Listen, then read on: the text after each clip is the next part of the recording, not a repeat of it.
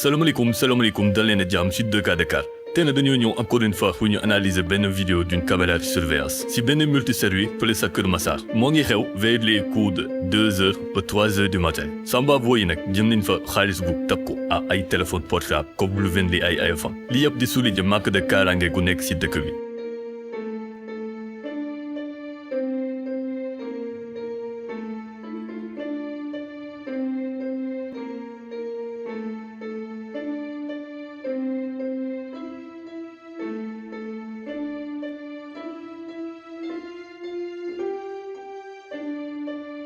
waa ji nii mooy nii dugg na mais malheureusement pour moom xamoon ne caméra yi ñu ngi koy filmer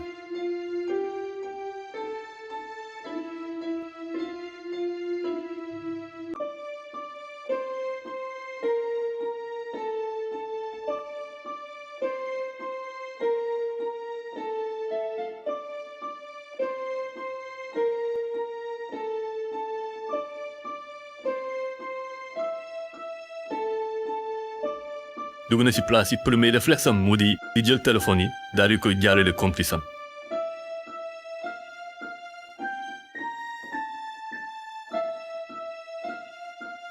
comme ni ngeen gisee am na benn complice bu mu àndal moom moo nekkee ci biti complice boobu noonu moom moo koy giteel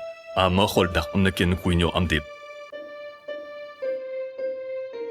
mooy continuer di récupérer téléphone yi sans éviter na benn comptoir bi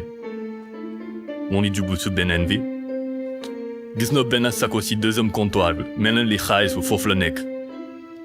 récupéré na xaalis fowal na ko ci poosam complice am mun continuer moom tamit à côté dugal loxoom pour récupérer téléphone yi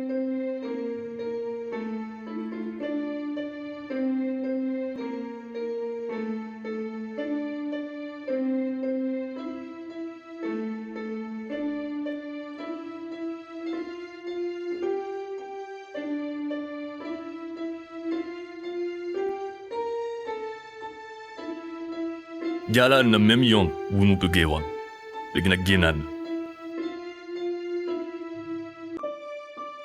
vidéo bàyyi nii nag première constatation bi ñu def mooy que am caméra de surveillance baax na lool waaye am koo xamante ne day nekk ci buntu bi di la ko mën a surveiller loolu aussi lu gën la ay loolu soo ko amulee il faut nga renforcer sa sécurité mooy à travers buntu yi nga def ko anam boo xamante ni dina defe lor pour nit ki mun koo daaj wala amaana su jéem a daji place bi dina am benn alarme boo xamante dina ralentir pour que d'accord fi ñaawtee bi soo ko déggee rek dafay tiit daal di law beneen constat bi ñu mën a def mooy que xaalis bi ñu bàyyi ci place takku na lool benn conseil lañ leen di jox mu di place bu mu munti doon muy wuti service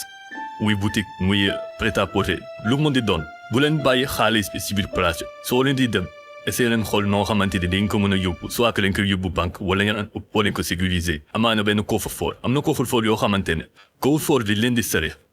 maanaam dañuy gas ci biir place bi daal di koy suul comme ni ngeen ko gisee en exemple lii nii moom moo ëpp sécurité ci nan